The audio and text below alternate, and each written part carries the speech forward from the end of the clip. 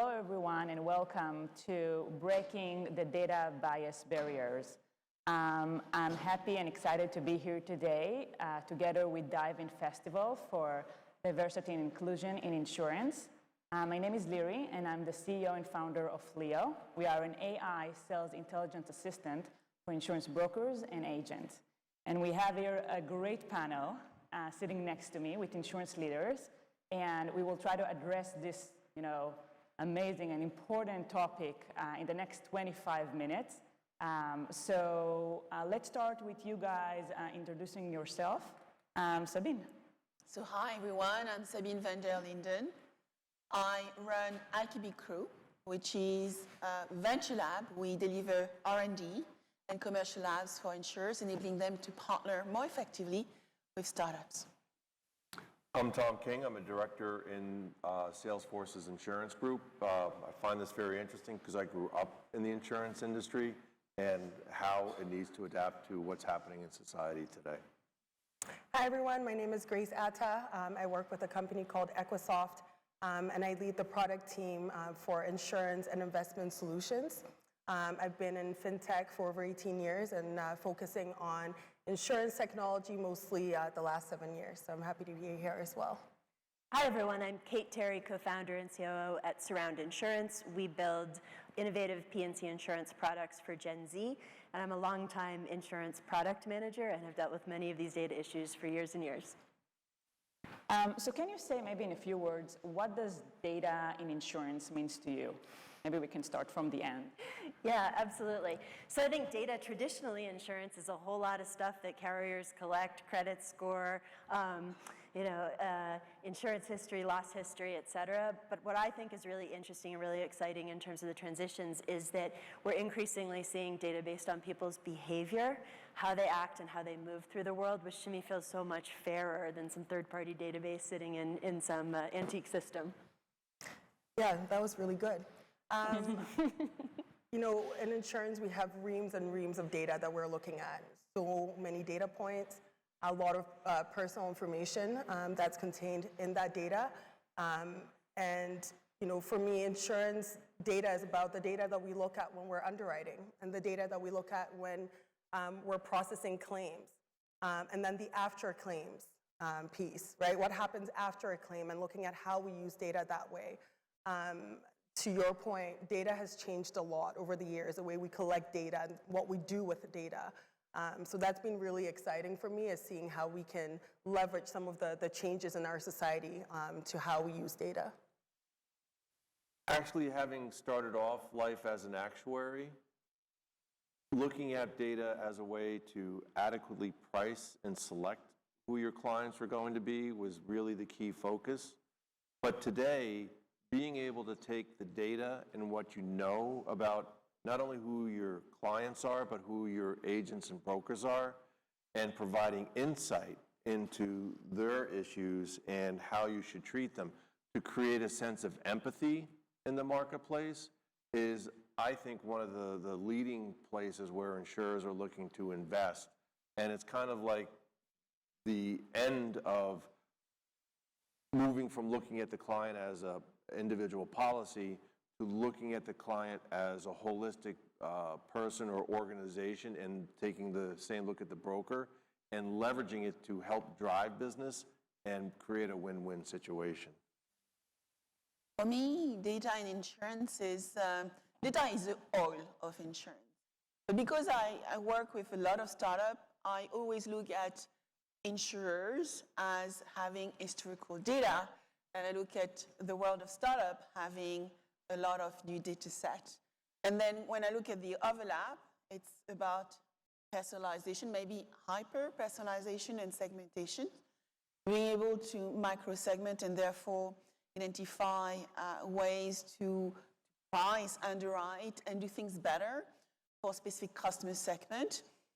But it's also about addressing today the protection gap, which is massive. I think C3 calculated a 1 trillion protection gap at the moment.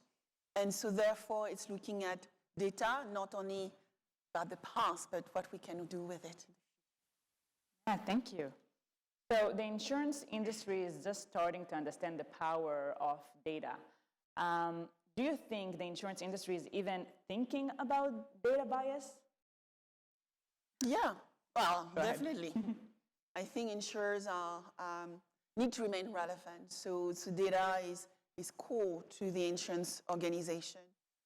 However, I think we need to look at database potentially, for me, based on business lines, right? Whether we look at life insurance, health insurance, P&C, even P&C, look at commercial and general insurance, the depth of the way data is being evaluated is very different. What I've seen also is a start of an appreciation for ethics in data, partly when we look at personal lines.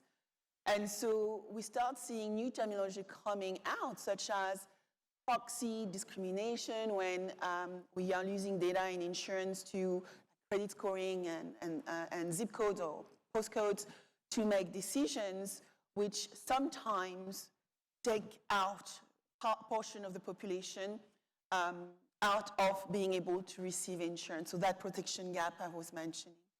So there is a lot to be done and enable artificial intelligence and data to come together to serve not only the 3 or 4% of people receiving insurance today, but the rest, which need to be educated around the power of what insurance can do for them. Well, I think that bias has always been something that insurers have been cognizant of, either because of either social backlash or based upon regulatory issues. Like, for example, redlining has always been an issue. And there is bias in underwriting pricing in the aspect of we still use sex, for example, as part of rating for automobile. But not in the UK. In Europe, it's not allowed. Well, and to your point, like in the US, it's been allowed since we started creating auto insurance, so it's very well established. But taking credit score, for example, when that was brought up as something that could be used to accurately, statistically predict what the experience was going to be, there was public backlash, and from a regulatory perspective, in some states you can use it, some states you can't. I think that from an AI perspective, it's a fairly new tool in the insurance industry, and like any new tool, similar to like going online and selling was new 20 years ago, insurers have to learn how to use the tool appropriately and learn the nuances of how bias becomes part of the AI concept and how it needs to be implemented. So there, I think the industry itself is still learning. Yeah, for sure. Listen, we're talking about AI, we're talking about machine learning, we're talking about how we capture data. In order for machine learning to be effective, you have to look at data over 10, 15, 20 years, right? You're not looking at something from last year. So, within our company, for example, as my teams are building out, machine learning components, that's what we're looking at. And I was talking to a company yesterday, mostly AI. For example, that's what they do. They look at reams of data over many, many years. What happens is as you look at that, there's a lot of prejudices that were built into that data 10, 15, 20 years ago. And many of these prejudices are starting to go away or are being addressed right now. But we're not going to see the impact of that for another 15 to 20 years unless we decide to move that forward a little earlier. So within insurance, I think, back to your question, I think a lot of insurance companies are becoming more and more aware of the bias in data. I think they don't know exactly what to do yet. And that's what needs to be tackled. Yeah, so I totally agree with Grace when you're talking about existing data and existing products. It's going to be a little bit provocative. I actually think that our expectation that we have great data for everything leads us to actually create more bias for people who are underserved. So like the market I serve, Gen Zers who don't own cars but drive, well, there's no data on that, so how do we build a product, right? Cannabis businesses, there's no data on that, how do we build a product? Lower income people, right? And so I do think we also need to be able to fix those biases, but then move beyond it and say, what are some ways in which we can understand the world around us, collect some sample data in ways that don't risk too much of our balance sheet, and better serve all the people that we're leaving out today? Yeah, this is great. So what does data bias look like in different sectors? We can maybe start with you, Katie. Yeah, I'm just going to say one thing, and then I'm going to pass it on. auto insurance, which is where I started my career, there's a giant segment of the market that we call non-standard. What's up with naming people as non-standard, right? If anybody's non-standard, we're all non-standard. And so I think there are some things in the language and the way that we've thought about our insureds over time that actually kind of create that issue. So yeah, I came from the automotive insurance space as well, so very aware of that. You know, where I play mostly is in the life space, so in distribution. And where I see that is, you know, the type of information we collect on, you know, where you live. And, you know, we're starting to see a lot of insurance companies starting to pull things from people's social media and things like that that are non-standard ways of looking at things, right? And it's pulling things from sources that aren't really well vetted and aren't always ethical. And so you start seeing the impact that that has on a specific race or a gender, right? Or a sexual orientation. And it shouldn't be like that. I think we're all here because we all understand every single person deserves to have protection. Every single person deserves to have insurance. So how do you make that happen? And some of the wordings we have today in insurance and life insurance just is not cutting it. I actually started in a non-standard company, but back then we called it substandard. Oh, even worse. So now it's improved a little bit, all right? And I think that one thing, and even the public, I've seen a lot of surveys where they said that the public understands that AI is neither good nor bad. It's like any other tool. It's how you use it. And part of instituting any AI program is you have to train the solution. You have to give it information so that it can learn and then start to propagate how it's going to be used. And part of that training is making sure that you have a very diverse set of people bringing material, bringing data, bringing hypotheses to the table. And then you have to watch what the outcomes are and adjust.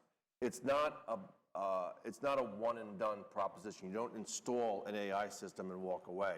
It's something that you constantly have to monitor. And I think most organizations are moving towards the whole idea of it's a stakeholder enterprise. It's not a stockholder enterprise. Yep. You have to serve your community. You have to serve the public. And part of that is making sure that you're able to find markets and way to cover people regardless of what their circumstances are. And that's an industry issue. It's not always down to individual companies. So, I mean, when you look at biases and discrimination, for instance, we have already mentioned quite a lot around, you know, it can be in a credit score, you know, when you look at home insurance, auto insurance, it can be where somebody is, redlining, so some zones are actually considered high risk, and so you have others who are low risk, and the high risk therefore are red, and therefore will not receive any good product or higher, more expensive products and services within financial services. But there are, I think, other areas to consider as well, because we all have biases. And yesterday, I had a panel around women in leadership, and we started also talking about the biases we have inside ourselves, right? The structural biases, which come from our identity, our brand, the institutional biases, which are the policy, the procedures, which have been ingrained in our heads, the individual mindset, the way we behave every day and we believe everything should be that way. And the last one we talked about was lifestyle choices. So maybe I work, you know, as a digital nomad on a beach in Mexico rather than in my office in London. Should I get a higher rate even though I'm getting my job done from my laptop? So I think there is first an understanding of our own biases, and then look at the data we use in such a way that we are bringing that when we actually start modeling AI and developing product and services. And we need to make the mistakes to actually remove the mistakes. But therefore, it will take some time to potentially get it right. And we need to accept that there may be biases and still discrimination in product and services until we can get them right. Brian Chesky had an interesting quote, which I read to some of his work, which is when he set up Airbnb, there were 3 white dudes, he said, and we didn't sell any of our products. And then when we started having a diverse team who actually did work on the algorithm and our product, we then started doing very well. And so diversity, even in the way the data is being used and massaged, is going to be important to be able to get those products and services right in the future. So you gave a great example of Airbnb. Any other companies that are doing it right today? Give an example. Not to plug my own company, but yes. Equisoft is doing it right. And I do say this, truly, because I was at a different company before, and I really wanted to be part of a company that had female leaders on the executive team and people of color as well. And so it was nice to go to Equisoft and to see that leadership was open to this diversity. And it makes you feel very comfortable to share your ideas as well. And back to what Sabine said, right? Diversity and looking to mitigate any type of bias has to start with you. You have to be willing to agree and accept that it happens, and it's okay. It doesn't mean you're a bad person or that your organization is a bad organization, not at all. But you need to recognize that, hey, I don't want this. I don't want this for the future generation. And I tell my kids about this all the time, right? My two girls are 16 and 12. They came into my office a couple of months ago. And they're just walking about, and the first thing they say is, there's so many women here. We love this, Mom. And that's how it starts. It's recognizing that it's little changes. And back to what my fellow panelists have said, those little changes then translate into how you manage data, into awareness. And suddenly someone out there will say, let's relook at our algorithms. Are they fair? Are they just favoring the privileged in our society? Are they just favoring those that are already well represented or not? And you start asking these questions. So unless you're willing to be uncomfortable, you're never going to change data bias. You're not going to change any type of bias. So I challenge us all to be very uncomfortable going forward to make some changes. I'm going to do a short plug too. Go ahead. Salesforce is known for trying to have a very diverse environment. And we've done a lot of research on the whole use of ethical AI. So we have a ton of material that's available to the public, both from a report perspective, and we actually have courses that are free online on how to approach ethical AI. So if anybody wants to get access to those, I'd be more than happy to share information on that. But from an industry perspective, on a different way to use AI to make a difference and bring it down to the individual.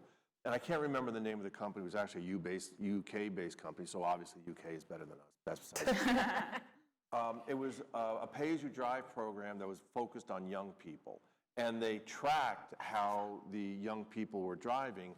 And they actually did a gamification where they could compare who's the better driver amongst all their friends.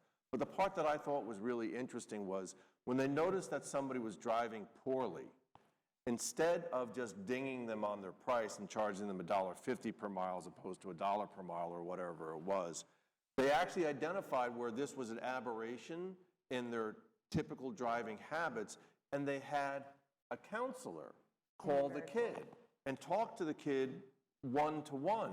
Because often they found that the driving habits was a result of something that was happening in their personal life. Trouble at school, not getting into the right college, a breakup with a boyfriend or a girlfriend. And that really helped to address poor driving habits and got them back on track because they had somebody to talk to. Now, I think that's a great example of where they were using AI to help address an individual issue that could have been just a price issue. I think the program was with the Aviva Pay As You Drive. We have so many.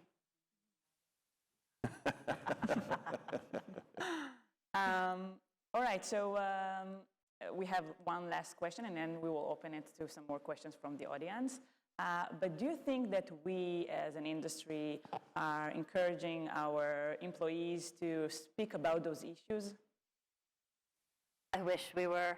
I wish we were. I think that there are places where people are really open and honest and able to talk freely. But I think this is a little bit the issue Grace is stating, right? I happen to know that some of the gender statistics in the US. So 60% of employees in insurance companies are women. How many women CEOs can you think of large insurance companies, right? So no, I mean, if you look around and everybody looks like you, it's probably not a meritocracy, and that in and of itself stifles these kinds of discussions. I don't want to take up any more time, so I agree with everything she just said. I speak with a lot of clients, and I always do some research on my clients from an insurance perspective, and a lot of them have at least espoused that they want to address this within the organizations. So, but when it comes to AI, and this is cross-industry, this just isn't in insurance, often the idea of addressing ethical AI is usually a groundswell movement where people are saying, are we doing the right things? And then it evolves into more of a program, very similar to the way that security around web interfaces has evolved tremendously from when we first started going on the web to sell insurance to today, where there's always security protocols. So I think it's still in its infancy in general, and especially in the insurance industry. What I would just say is, at the end, to involve employee, you need to have an environment which is open, as Kate said, and you need to also have a strong purpose, and then the ability to communicate with employees around the fact that they can actually launch this type of initiatives. So for me, culture is really key to actually making that happen, and I've seen insurance organizations launching into those programs, and some not having the time and space because that's not the way people are measured.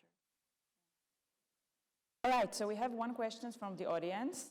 What can you do to detect bias within your existing systems rather than waiting for it to be discovered by users or regulators?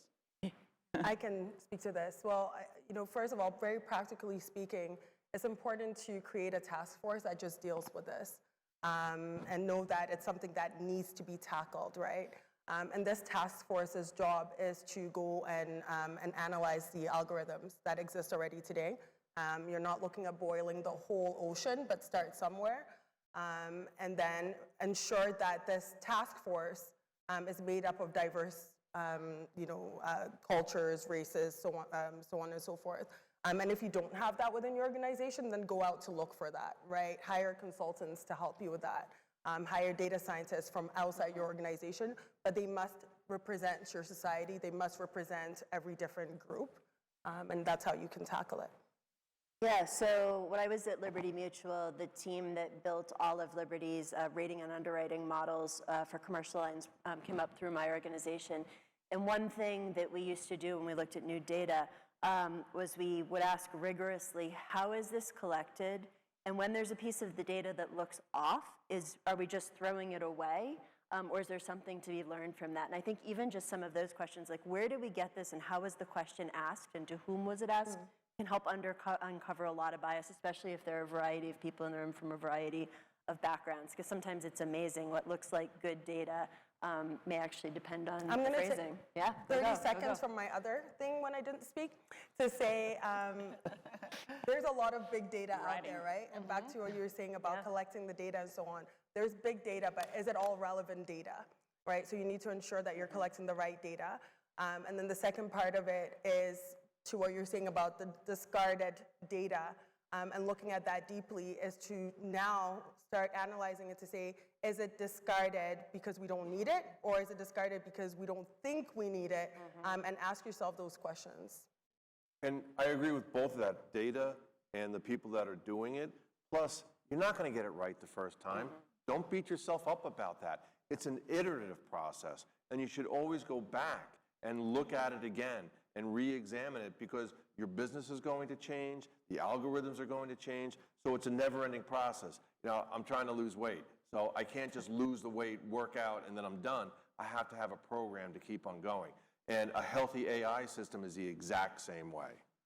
The only additional point I would add is being able to measure. So, you will need to develop some type of scorecard. So the scorecard will have to have some things like transparency, inclusion, responsibility, impartiality. So there are specific criteria we'll need to think about, and then test the data and test your algorithm against that scorecard. That was a great question. Thank you. So we are finished. Thank you so much to all of you, and thank you so much for coming to address this important topic. And I hope you will go home today and you will think about the different tools and the knowledge that you got here in order to create a better industry. Thank you.